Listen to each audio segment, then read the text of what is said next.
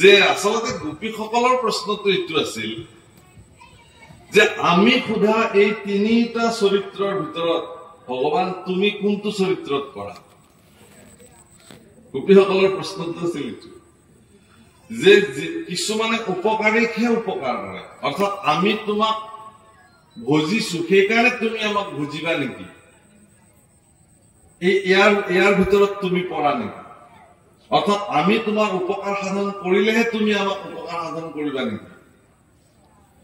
দ্বিতীয়তে তুমি এনেকুৱা সজ্জন নেকি যে উপকাৰ কৰক নকৰক তুমি কেৱল উপকাৰ কৰি যোৱা সেইটো ক্যাটাগৰীত তুমি পৰা নেকি নতুবা উপকাৰ কৰকে বা নকৰকে কৰিলেও নকৰিলেও কাকোই গুৰুত্ব নিদিয়া তুমি এটো নেকি গোপীসকলে কৃষ্ণক বুজাব খুজিছিল তুমি এইটো পৰ্যায়ৰ 3 নম্বৰ পৰ্যায়ত কাৰণ তোমাক অন্তঃকৰণে ভাল পাও আৰু তুমি আমাৰ পৰা মাজতে নাইকিয়া তুমি এয়া নেকি সেইকাৰণে ভগৱানে বাকি কেইটা প্ৰশ্নৰ উত্তৰ দি 3 নম্বৰ প্ৰশ্নটোত কৈছে যে ইয়াৰ অৱশ্যে 4 বিধ আছে তাৰে প্ৰথম বিধ যিজন ব্ৰহ্মজ্ঞানী সকলোকে মিছা দেখে যিজনে গুৰুদ্ৰোহী একো নাজানে যাৰ পূৰ্ণ ভোগৰ প্ৰতি ইচ্ছা নাই আৰু যিজন মহামূৰ্খ দুখ গুণ একোৱে বুজি নাপায় গোপীসকলে ভাবিলে যে এই 4 জনৰ ভিতৰত ভগৱান বা আকৌ কোনজন তেওঁ ব্ৰহ্মজ্ঞানী নে পূৰ্ণ ভোগৰ প্ৰতি ইচ্ছা নোহোৱা নে তেওঁ গুৰুদ্ৰোহী নে তেওঁ মহামূৰ্খ এই 4টাৰ কোনটো এই কথাটো গোপীসকলৰ মনত অহাৰ লগে লগে ভগৱান কৃষ্ণই লগে লগে মাত দিছে কি বুলি কৈছে হীৰা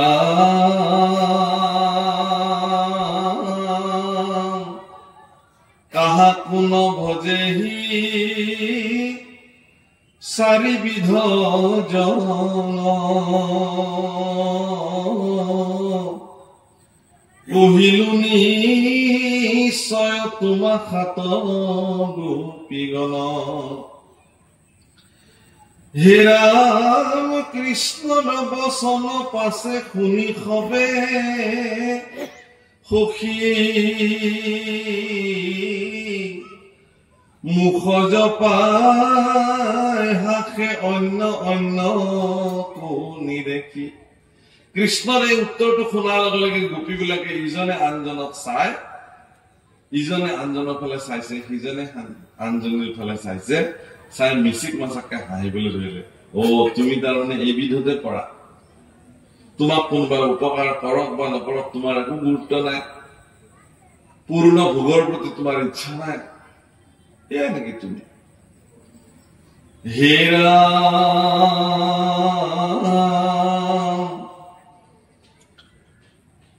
দেখিয়া বুলন্ত কৃষ্ণে দুনাই বুজি কাজ শুনা সখী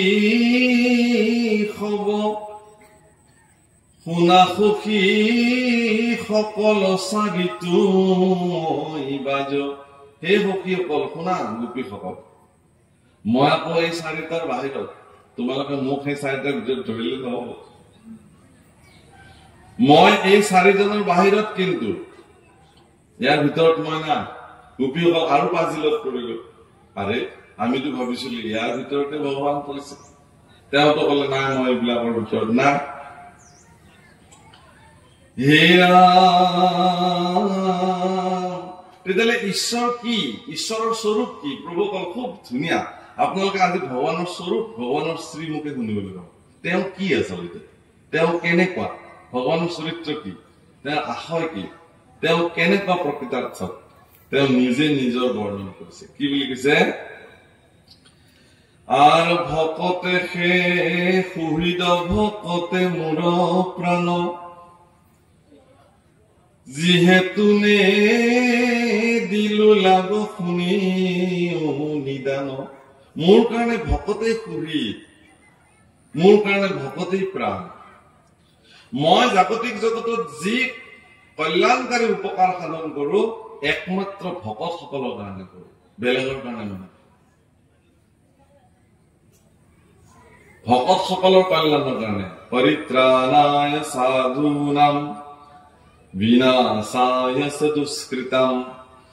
ধৰ্ম সংস্থাপনাৰ্থায় সম্ভবামি যুগে যুগে পৰিত্ৰাণায় সাধুনাম সাধুসকলক পৰিত্ৰাণ কৰিবৰ কাৰণে ভক্তসকলক পৰিত্ৰাণ কৰিবৰ কাৰণে মোৰ সমৰ্পিত ব্যক্তিসকলৰ প্ৰতি মই তেওঁলোকৰ প্ৰতি শ্ৰদ্ধাশীল হৈ তেওঁলোকৰ প্ৰতি অনুৰাগী হৈ মই জগতলৈকে পূৰ্ণৰ ব্ৰহ্মৰূপে আহোঁ তোমালোক মোৰ তেনেকুৱা ভক্ত গতিকে তোমালোকে শুনা মই কি কাৰণত তোমালোকৰ মাজৰ পৰা অন্তৰ্ধান হৈছিলো কিয় তোমালোকক মই লগ দিয়া নাছিলো সেইটো কথা তোমালোকে জানিব খুজিছাতো তেতিয়াহ'লে শুনা মই কওঁ তোমাক হেৰা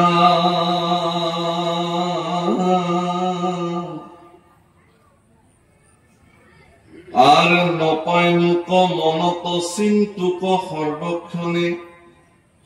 নেন্দু দেখা ভকত কহি কারণে আর যেন ধনী বিভল ধন পহরুয়াই ধনকে খে চিন্তে ভাত পানী কো নখাই মই ভক্তসকলক এইকাৰণে দেখা নিদিওঁ মোক নেদেখি ভক্তসকল আতুৰ হৈ থাকক প্ৰভুসকল বিপ্ৰ পত্নীসকলে ভগৱান কৃষ্ণক কৈছিল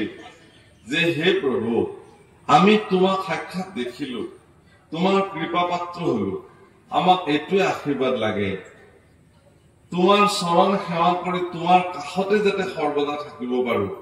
তেতিয়াহ'লে এইখিনি আশীৰ্বাদ কৰা কৃষ্ণ কৈছে নহয় নহয় তোমালোক যাব লাগিব ঘৰলৈ মোৰ লগত থাকিব নোৱাৰা কিয় নোৱাৰা যে কাছতে থাকন্তে হেলা উপজয় কাষত থাকিলে লাহে লাহে লাহে লাহে হেলা উপজয় নতুনতে 9 কুৰি পূৰণ হলে 6 কুৰি আলহী এজন যেতিয়া প্ৰথম দিন আহিব মানে আলহীক পাৰিলে লেট্ৰিনৰ টেপটো এনেকে খুলি দিব আপুনি গা ধুওক স্নান কৰক ছেকেণ্ড ডে তাতকে অলপ কমি যাব থাৰ্ড ডে তাতকে অলপ আৰু কমি যাব এনেকে যিমানে দিন আলহী থাকিব সিমানে আৰু আলহীৰ প্ৰতি অলপ সেইটো আদৰটো কমি কমি আহি থাকে এইটো স্বভাৱ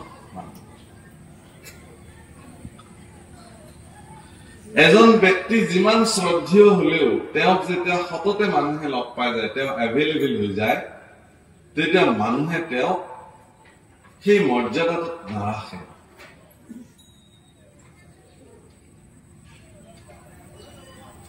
তেওঁ সদায় আহে আমাৰ লগত থাকে আমিও তেওঁক ইমান কি আৰু সেৱা সৎকাৰ মান্যতা দিবলৈ আছে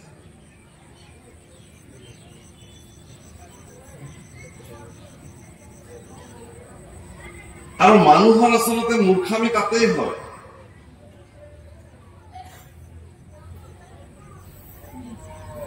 সেইকাৰণে সজ্জনসকল বুদ্ধিয়কসকলে মানুহৰ ওচৰত এভেইলেবল নহয় আজিকালি খুব সম্ভ্ৰান্ত মানুহবিলাকে ধনী বানী মানুহবিলাকে তেওঁলোকক বিচাৰি যোৱা মানুহবিলাকক খুব প্ৰয়োজনত যেতিয়া বিচাৰি যায় নিজৰ হেৰিটো বঢ়াবৰ কাৰণে তেওঁ কি কৰিব প্ৰথমতে গৈ ঘৰৰ কাম কৰা মানুহজনে দৰজা খুলি দিব কাক বিচাৰিছিল ছাৰ আছিল নেকি ছাৰ আপুনি ক'ৰ পৰা আহিছে বোলে মই অমুকৰ পৰা ৰ'বচোন আপুনি থিয় হওক নাই নাই নাই এতিয়া ওলাই নাহে অলপ পিছত কাম কৰা মানুহটো ওলাই আহিছে ছাৰ অকমান ব্যস্ত আছে আপোনাক অকমান দূৰ উলিয়াই দিছে এইবুলি বাহিৰত এতিয়া অলপ সময় বহি বহি বহি বহি আধা ঘণ্টামান পিছত আকৌ কাম কৰা মানুহটো ওলাই আহিব আহি কিনে ক'ব আহকচোন আপোনাক ভিতৰলৈ মাতিছে এইবাৰ আকৌ ভিতৰত আৰু আধা ঘণ্টা বহিব লাগিব সেইটো আকৌ বেলেগ এতিয়া ছাৰ ওলাইহে নাহে কিন্তু এনেই আছে একো বিশেষ কামত নাই তাৰমানে তেওঁক যে ইমান সহজে নাপায় সেইটো দেখুৱাবৰ কাৰণে প্ৰতিপন্ন কৰিব কাৰণ এইটো তেওঁ ঠিকেই কৰিছে এক প্ৰকাৰ তেওঁ যদি এভেইলেবল হৈ যোৱাৰ লগে লগে ওলাই আহিল হয় সেনেকে সদায় যদি সকলোৰে প্ৰতি তেওঁ এভেইলেবল হৈ গ'ল হয় তেওঁৰ প্ৰতি থকা যিটো শ্ৰদ্ধা সেইটো কমি গ'ল গ'লে হ'ল তেওঁ যেতিয়া যায় তেতিয়া পাবি ইমান বিশেষ মানুহ নহয় কামটো কৰিলে কিন্তু তেওঁ যে বিশেষ মানুহ সেইটো শ্ব' কৰিবৰ কাৰণে তেওঁ মানুহক সেইটো ব্যৱহাৰ কৰে তাৰমানে যিবিলাক মানুহ এভেইলেবল হৈ যায় সততে সহজলভ্য হৈ যায় তেওঁৰ মূল্যটো নোহোৱা হৈ যায় সদায়তো আহে তেওঁ নামাতিলেও আহে এনেও আহে এনেই গলেও আমি তেওঁক পাওঁ কিনো ইমান তেওঁৰ মূল্য আছে এইটো অৱস্থা ভগৱান কৃষ্ণই আজি এই কথাটো কৈছে গোপীসকলক যে তোমালোকে নাভাবিবা এইটো কথা মই সেইসকলৰ কাৰণেহে কাম কৰিছো সেইসকলৰ উপকাৰৰ কাৰণে মই জগতত অৱতাৰ ধাৰণ কৰিছো কোনসকল যিবিলাক মোক সমৰ্পিত ভক্ত মোক সকলো পৰিত্যাগ কৰি যিজনে মোক তাতে ভজনা কৰিছে হে ৰাম এটা কৈছে যে ধনী মানুহে যেতিয়া ধন হেৰুৱায় ধন হেৰালে তেওঁ যেতিয়া টকা টকা বুলি বিভল্য হৈ যায় ঠিক তদ্ৰুপ ভক্তসকলেও মোক নাপালে অন্তত মোৰ প্ৰতি তেওঁলোকৰ শ্ৰদ্ধা বাঢ়িব হে ৰাম সেই মতে তুমি হব মোৰ অৰ্থে আতি এৰিলা বেদ ধৰ্ম প্ৰতি জ্ঞাতি হে ৰাম আমাকে কৰা সবে স্নেহ বিপৰীত হে নজানা আৰু মোৰ তোমালোকে মোৰ কাৰণে যিমানখিনি কৰিছা বেদ ধৰ্ম পৰিত্যাগ কৰিছা বেদ ধৰ্ম মানে কি গোপীসকলে সেইকাৰণে কৈছে যে নাজানে বেদ তেওঁলোকে বেদ ধৰ্ম নাজানে কি নাজানে তাৰমানে ঈশ্বৰ পুৰুষে তেওঁলোকক কৈছিলে যে ধৰ্মই এই কথা কৈছে যে পৰপুৰুষৰ সৈতে ক্ৰীড়া গৰিহিত কৰ্ম গোপীবিলাকৰ মতে হে ভগৱান বেদ বুলি ক'লে আৰু কোন বেলেগ আছে বেদ দেখোন তুমি বেদৰ গুপুত বৃত্ত মহাপুৰুষ মাধৱদেৱে খুব ধুনীয়াকে নাম প্ৰকাশ লিখিছে স্পষ্ট কৰিছে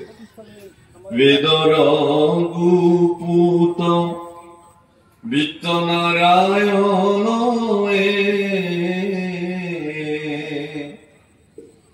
দেৱকীত হন্তে সাক্ষাতে ভৈলা বিদিত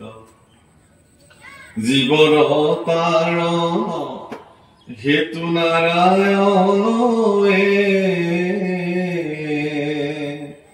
প্ৰচাৰিলা নিজ যশ ধৰ্ম বিপৰীত বেদৰ গুপুত বৃত্ত নাৰায়ণ দৈৱক্য হন্তে সাক্ষাৎ ভৈলা বিদিত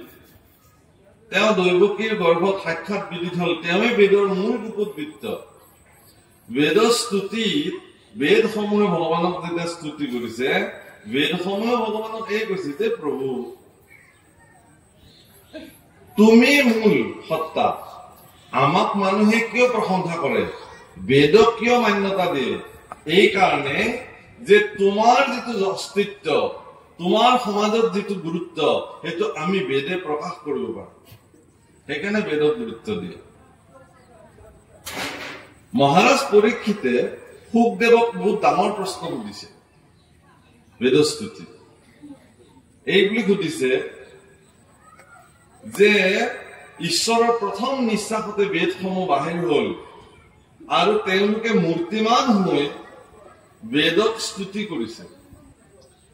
সেইকাৰণে মহাৰাজ পৰীক্ষিতে শুকদেৱক প্ৰশ্ন কৰিছে যে হে গুৰুদেৱ মোৰ এইখিনিতে কিন্তু এটা প্ৰশ্ন উৎপন্ন হল কি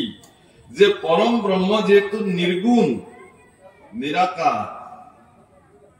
কোনো গুণৰ পৰিবেষ্টিত পৰম ব্ৰহ্ম নাই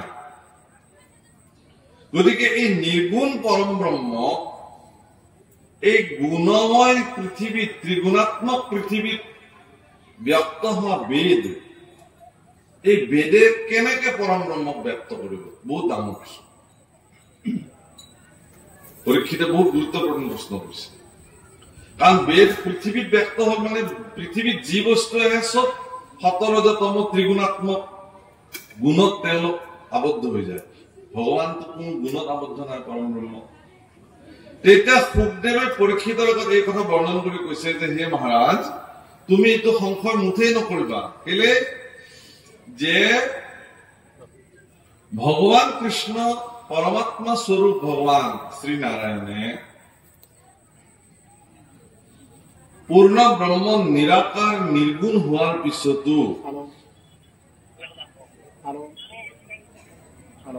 নিৰ্গুণ নিৰাকাৰ হোৱাৰ পিছতো তেওঁ গুণত আহি পেলাই সম্পূৰ্ণ মনুষ্য ৰূপেৰে যিসমূহ লীলা জগতত সম্পাদিত কৰি থৈ গল, সেই লীলাসমূহকে বেদে প্ৰকাশ কৰিছে। অৰ্থাৎ দৈৱকীনন্দন কৃষ্ণ ভগৱান যদিও পৰম ব্ৰহ্ম সাধাৰণ মনুষ্য হৈ আহিলে, তেওঁ কিন্তু সৰ্বসাধাৰণ মানুহৰ নিচিনাকে জগতত নিবাস কৰিছে। কেনেকে? তেওঁৰ ভোক লাগিছে, পিয়াহ লাগিছে, ভাগৰ লাগিছে, টোপনি মাৰিছে, খাইছে, খং উঠিছে, আনন্দ কৰিছে, কাৰোবাক অভিমান কৰিছে, লুকাইছে, ভয় খাইছে ইত্যাদি কৰ্ম সাধাৰণ মনুষ্যই যি যি কৰ্ম কৰিছে, ভগৱানেও সেই কৰ্ম কৰিছে। গতিকে গোপীসকলৰ মনত সাধাৰণ মানুহৰ দৰে যি বাসনাৰ সৃষ্টি হৈছিল, তাক পূৰ্ণতা প্ৰাপ্ত কৰিবৰ কাৰণে পূৰ্ণ ব্ৰহ্ম ভগৱান কৃষ্ণই গুণময় জগতত স্থিতি হৈ থাকিও গোপীসকলৰ সেই বাসনাত পৰিতৃপ্ত কৰাইছে আৰু ভক্তসকলক ৰঞ্জিছে। সেইকাৰণে কৈছে যে তোমালোক মোৰ ভক্ত,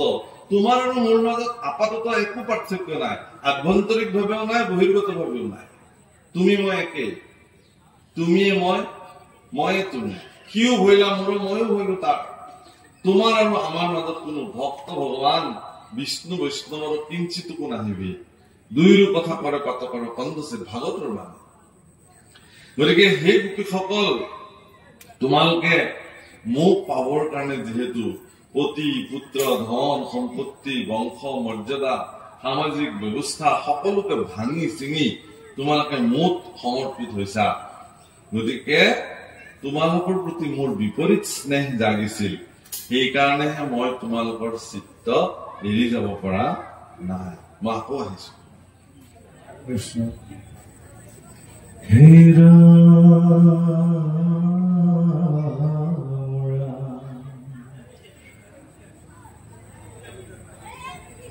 আৰ হেন জানাৰুৰিবাকসিত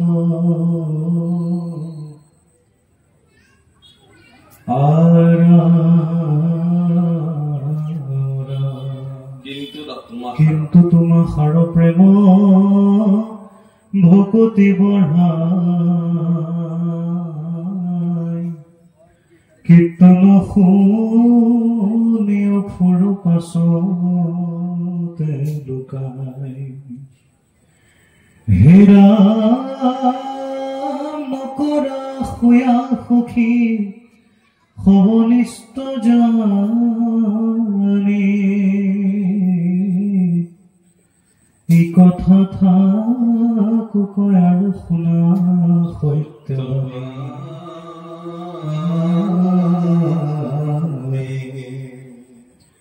ৰাম দুস্ত্যজ গৃহৰ হবেৰি আশা বন্ধ ভজিলায় আমাক কৰি পৰম প্ৰবন্ধ হে ৰাম কৰিলা বৈশ্য মুক ভৈল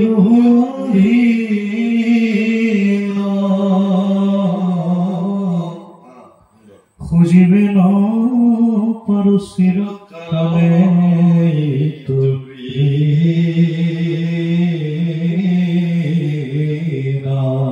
শুনা হে গোপীসকল, বৰ আশ্চৰ্য মহিমা। মই আচলতে তোমালোকৰ প্ৰেমত, তোমালোকৰ প্ৰেম, তোমালোকৰ মোৰ প্ৰতি থকা ভক্তি বঢ়াবৰ কাৰণেহে মই এইখন লীলা কৰিম। মোক নেদেখি পেলাই তোমালোকৰ ভক্তি মোৰ প্ৰতি আৰু বাঢ়ি গল। মোক নেদেখি পেলাই তোমালোকৰ মোৰ প্ৰতি থকা স্নেহ আৰু বাঢ়ি গ'ল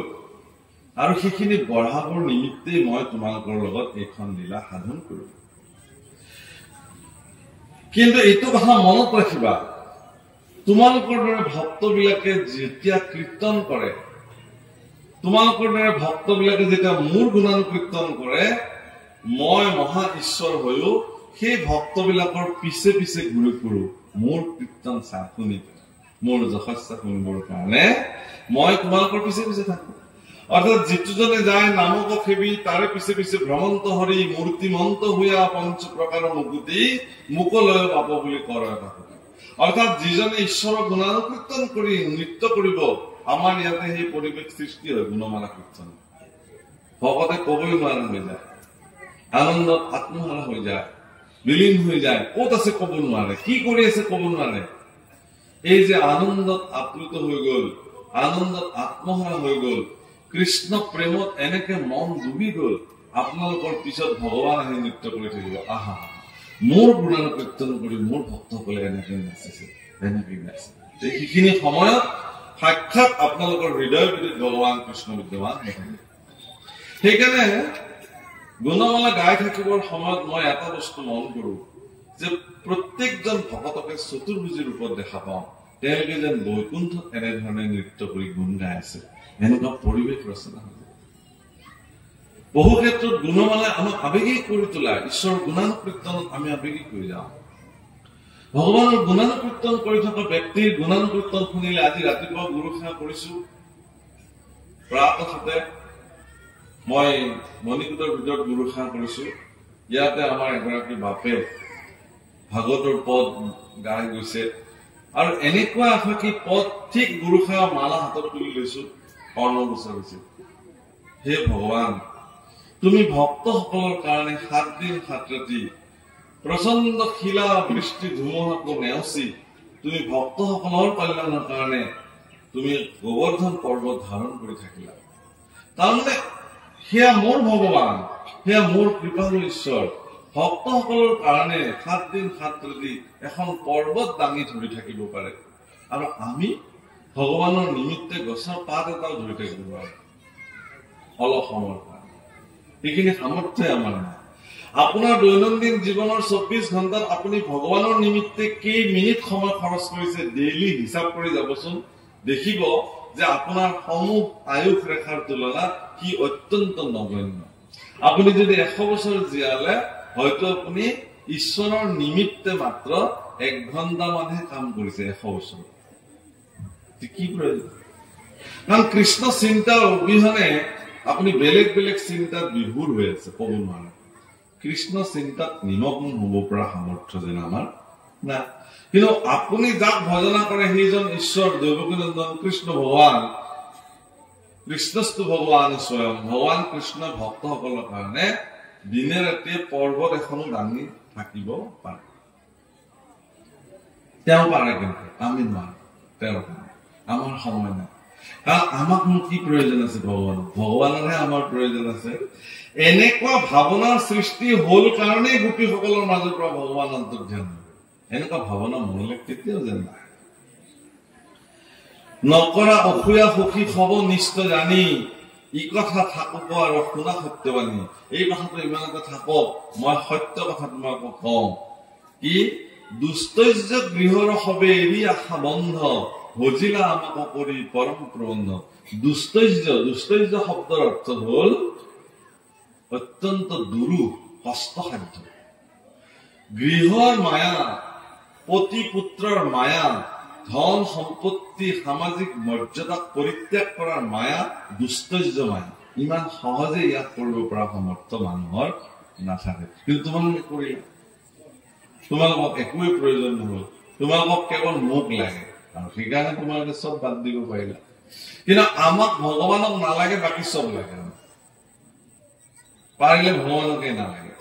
ধন লাগে বোলে লাগিব ঐশ্বৰ্য লাগে বোলে লাগিব সেইকাৰণে কৈছে যে ত্ৰৈলোক্য সম্পত্তি দিম তুমি এক ক্ষণাৰ্ধ সময় ভগৱানৰ চিন্তনৰ পৰা নিজক বিৰত কৰা এই বুলি যদি কোনোবাই কয় তেতিয়াহ'লে মোৰ ভক্তসকলে কিন্তু কেতিয়াও ইয়াক নুশুনে নলনে পঢ়া হ'ব তাৰপিছত হেৰা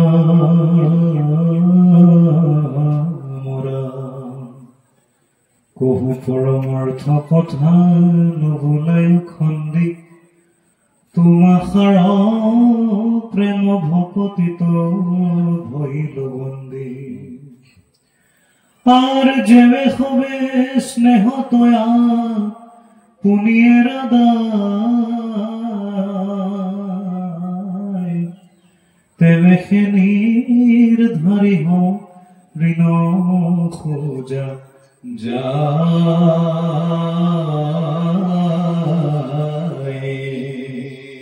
সুন্দৰ শুনা এই গোপীসকল তোমালোকে আমাক প্ৰবন্ধ কৰি বুজিলা শব্দ ব্যৱহাৰ কৰিছে মই আগতেও কৈছো যে মহাপুৰুষৰ শব্দ ইমান জোৰদাৰ যে একোটা শব্দই বহুত অৰ্থ বহল অৰ্থ প্ৰকাশ কৰিছে প্ৰবন্ধ শব্দৰ অৰ্থ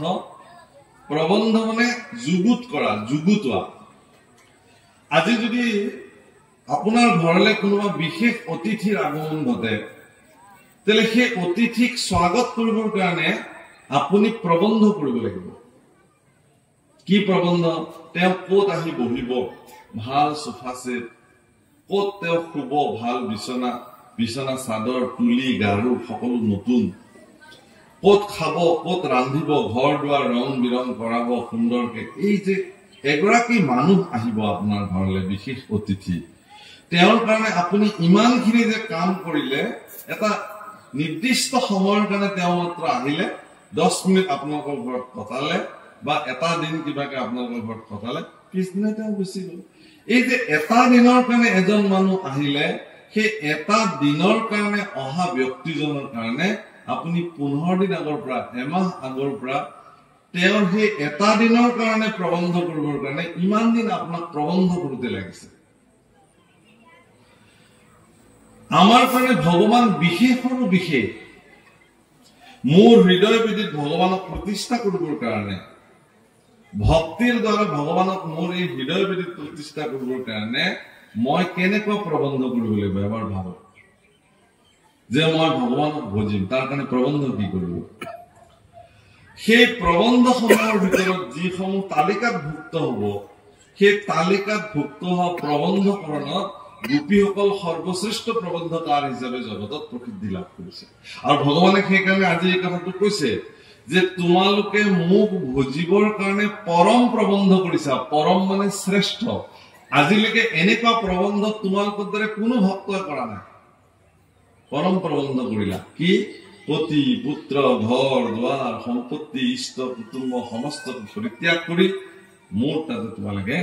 আত্মসমৰ্পণ কৰিলা গতিকে এই যে সকলো বাদ দি পেলাই তোমালোকে মোৰ হৈ গলা এটা ময়ো তোমালোকৰ হ'বৰ কাৰণে বাধ্য হলো যদিও মই তোমালোকৰ হৈ গলো কিন্তু মই তোমালোকৰ মোৰ কাৰণে কৰা এই ত্যাগৰ যিটো প্ৰতিদান সেইটো মই মোৰ জীৱনত কেতিয়াও দিব নোৱাৰো মই তোমালোকৰ ওচৰত শ্ৰীৰ ঋণী হৈ থাকিম অৰ্থাৎ পৰম ভক্তসকলৰ ওচৰত ভগৱান স্বয়ং ঋণী হৈ থাকে বুলি উল্লেখ কৰিছে সেইকাৰণে কৈছে ইয়াতে কি কৈছে যে যেবে সবে স্নেহত আপুনি এৰা দায় তেবে সে নিৰ্ধাৰি হওঁ ঋণ পূজা যায় তাৰ আগত কৈছে কহু পৰমাৰ্থ কথা নোৱাৰো উখন্দি তোমাখাৰ প্ৰেম ভকতিত ভইল বন্দী মই আৰু বেলেগ কথা ক'ব নোৱাৰো তোমালোকৰ প্ৰেমত মই বন্দী হৈ গলো মই এটা পৰমাৰ্থ কথা তোমালোকক কম কি বুলি কৈছে যেবে সবে স্নেহত আপুনি এৰা দায় তেবে নিৰ্ধাৰি হওঁ ঋণ পূজা যায় তোমালোকে যদি স্নেহত মোৰ প্ৰতি থকা স্নেহৰ প্ৰতি তোমালোকে মোৰ যদি কিবা দায় বা দোষ তোমালোকে দেখিছা সেইটো যদি বাদ দিয়া তেতিয়াহ'লে মই তোমালোকৰ ঋণ পৰিশোধ কৰিবৰ কাৰণে আপুনি আচৰিত হৈ যাব ভগৱানৰ শ্ৰীমুখত এই কথা মানে ভক্তসকলক ভগৱানে কি বুলি মানে চাৰি বস্তু যি আছে গুৰুদেৱ নাম ভকতো অন্যতম সেইকাৰণে আপোনালোকক মই প্ৰতি বছৰে মই এটা কথা আপোনালোকক সদায় অনুৰোধ কৰি আহিছো বিশেষকে সমুদ্ৰ মন্থন মহোৎসৱ। সমুদ্ৰ মন্থন মহোৎসৱত মই এটা কথা সদায় কৈ আহিছো, কি যে কোনো কাৰণত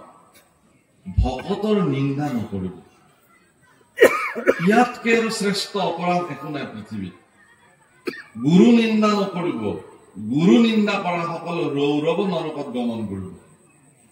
গুৰু নিন্দা কৰি আজিলৈকে কোনো সাৰি যাব পৰা নাই। ভকত নিন্দা কৰি কোনো সাৰি যাব পৰা নাই। অষ্টাংগ যোগীও তেওঁ সেই শুদ্ধি নহয়। তেওঁ যিয়ে নহওক কিয় গুৰুৰ প্ৰতি নিন্দা বাক্য, ভকতৰ প্ৰতি নিন্দা বাক্য তেওঁৰ জীৱনৰ সৰ্বশ্ৰেষ্ঠ স্খলন। এনেকুৱা নৰক যন্ত্ৰণা তেওঁৰ জীৱনত প্ৰাপ্তি হব, তাৰ পৰা তেওঁ কেতিয়াও কোনো কাৰণত উদ্ধাৰ কৰিব পাৰে। এইটো কেতিয়াও নকৰিব। ভকতৰ নিন্দা অত্যন্ত বেয়া কথা। মনত দৃঢ় হৈ ল'বচোন। কোনোবাই কলেও নুশুনিব, না না না এইবিলাক কথা আমি নুশুনো, কোনো কাৰণত নুশুনো। বাপৰে বাপ, মাফ কৰিব আমাক, ভকত নিন্দা আমি নুশুনো। কৰিছে যদিও কৰিছে, সেইবিলাক ঈশ্বৰে বিচাৰ কৰিব, আমি নুশুনো।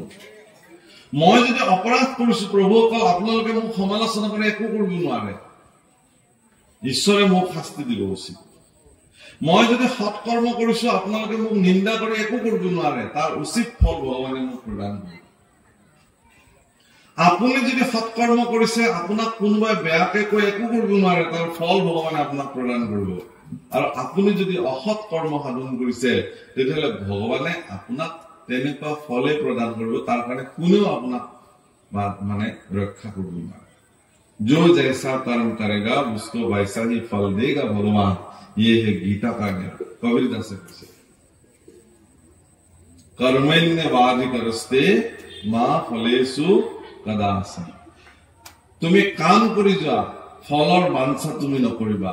ফল দিওঁতা মই, এই বুলি ভগৱানে গীতাত কৈছে। তুমি কেৱল সৎকৰ্ম সাধন কৰিবা। গতিকে অকমান কেইটামান পদ আছে, এইখিনি পদ কৈ মোৰ বাণীক মই আজি বিৰাম দিম। ইফালে আমাৰ অন্নও প্ৰস্তুত হৈ পৰিছে। এইখিনিতে আমি আপোনালোক সকলোৰে প্ৰতি বিনম্ৰ নিবেদন জনাম যে ইয়াত উপস্থিত থকা কোনো ব্যক্তিয়ে যেন সিদ্ধ প্ৰসাদ নোলোৱাকে নাযায়। ইতিমধ্যে আমাৰ সিদ্ধ প্ৰসাদৰ প্ৰস্তুতি সম্পূৰ্ণ হৈছে। শৃংখলাবদ্ধভাৱে যিখিনি এটা সাজত যিমানখিনি ব্যক্তি ধৰিব, সিমানখিনি প্ৰৱেশ কৰিব, বাকীসকলে ইয়াত বহি থাকিব। বিশেষকৈ আমাৰ স্থানীয় ব্যক্তিসকলক, বাসকলক, আইসকলক মই নিবেদন কৰিছো, দূৰণিবতীয়া যিসকল যাত্ৰী আহিছে তেওঁলোক হয়তো কিছুমানে উভতি যাব। গতিকে প্ৰথমটো বাৰত দূৰ দূৰণিৰ পৰা অহা ভক্তসকলে অন্ন গ্ৰহণ কৰি তেওঁলোক সাজু হব। তাৰ কাৰণে আমাৰ স্থানীয় আইসকলে, বাসকলে সহযোগিতা কৰিব। অকমান আছে প্ৰভুসকল, এইখিনি মই গাই সামৰিব খুজিছো। হেৰা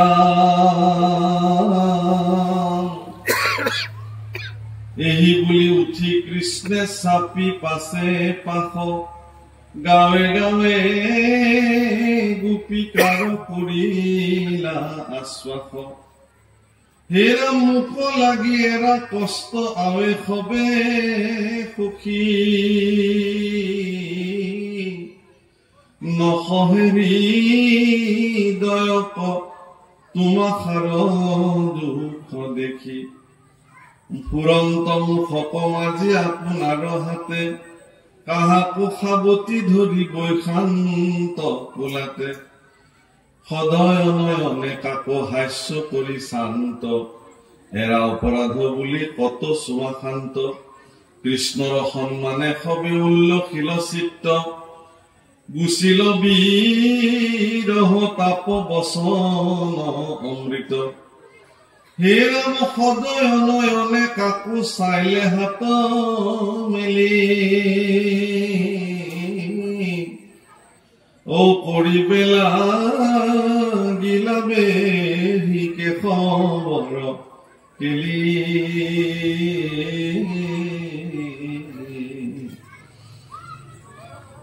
কাৰোবাক চুম্বন কৰিলে, কাৰোবাক কোলাত বহুৱাই দিলে, কাৰোবাক হাতখন ফুৰাই দিলে, কাৰোবাক মৰম কৰিলে। কিমান ভাগ্যৱান গোপীসকল। আমাৰ জীৱনত যদি ভগৱান কৃষ্ণই আমাকো যদি কেতিয়াবা এনেকে হাত ফুৰাই গলেহেঁতেন, আমাকো যদি ভগৱানে কেতিয়াবা এবাৰ তেওঁৰ অধৰামৃতেৰে চুম্বন কৰিলেহেঁতেন, এবাৰ যদি ভগৱানৰ অকমান চৰণৰ ধূলি আমাৰ নিচিনা মূৰমতীসকলৰ ক্ষীৰত যদি অভিষেক হলহেঁতেন, এনেকুৱা সৌভাগ্য আমাৰ জীৱনত কেতিয়া ঘটিব আমি। কিন্তু ব্ৰজাঞ্চলৰ গোপীসকলৰ জীৱনত এই সৌভাগ্য তেওঁলোকৰ জীৱনত ঘটিলে, কিন্তু পৰম পদ প্ৰাপ্তি হ'ল। হে প্ৰভু, গোপীসকলৰ জীৱন আদৰ্শ ভক্তসকলৰ কাৰণে জীৱনৰ সৰ্বোচ্চ পৰিত্যাগ কৰি কেৱল কৃষ্ণ পুৰুষৰ দুখানে অভয় চৰণে নিজক সমৰ্পিত কৰি সৰ্বস্তৰতে কৃষ্ণ ভিন্ন অন্য কোনো দেৱতাৰ প্ৰতি তেওঁলোক আকৃষ্ট নহৈ কৃষ্ণতে আত্মসমৰ্পণ কৰি কৃষ্ণকে সৰ্বশ্ৰেষ্ঠ স্বামী মান্যতা কৰি কৃষ্ণৰ নামকে জীৱনৰ সৰ্বশ্ৰেষ্ঠ ধন হিচাপে গ্ৰহণ কৰা গোপীসকলক ভগৱানে এনেকুৱা আলফুলে মৰম নকৰি কাক কৰিব? যিবিলাকে কৃষ্ণৰ নামত হাতকিল মাৰিব তেওঁলোক কৰিব নেকি? যিবিলাকে কেৱল দায়িত্বৰ খাতিৰত সত্ৰলৈকে আহি নাম গায়, যিবিলাকে দায়িত্বৰ খাতিৰত লেঠা মাৰিবৰ কাৰণে মাত্ৰ ৰাতিপুৱা গুৰুসেৱা কৰে, এইসকল ব্যক্তিৰ প্ৰতি ভগৱান সদায় ভাবে নেকি? তেওঁ যিমান ডাঙৰ পোন্ধ মাৰি ধুতি পিন্ধি তিলক লগাই নুফুৰক কিয়, ভগৱান তেওঁৰ প্ৰতি কেতিয়াও সদয় নহয়। ভগৱান সেইজনৰ প্ৰতি সদয় হ'ব যাৰ হৃদয় সৰ্বস্তৰতে ভগৱানক সমৰ্পিত হৈ থাকে, যাৰ কায় মন বাক্য সৰ্বস্তৰতে ভগৱানক সমৰ্পিত হৈ থাকে, সেইজনৰ প্ৰতি ভগৱান খুব প্ৰসন্ন হৈ থাকে। আৰু এনেকুৱা অফুৰন্ত ভাল পোৱা, এনেকুৱা অফুৰন্ত স্নেহ, অফুৰন্ত মৰম দিব্য লীলা ৰাসৰ জৰিয়তে গোপীসকলক ভগৱানে প্ৰদান কৰিছে। সেইকাৰণে দিব্য লীলাসমূহৰ ভিতৰত অন্যতম ভগৱানৰ ৰাসলীলা। সেই প্ৰভুসকল ৰাম কৃষ্ণৰ কিং কৰে কহে শুনা সৰ্বজন, কেতিক্ষণ পৰা পৰে অথিৰ জীৱন। হীৰাম পুলিত কীৰ্তন বিনে নাহি অনুগতি,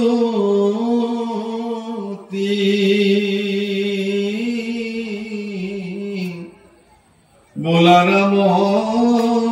ৰাম তেবে তৰিবা সম্প্ৰতি।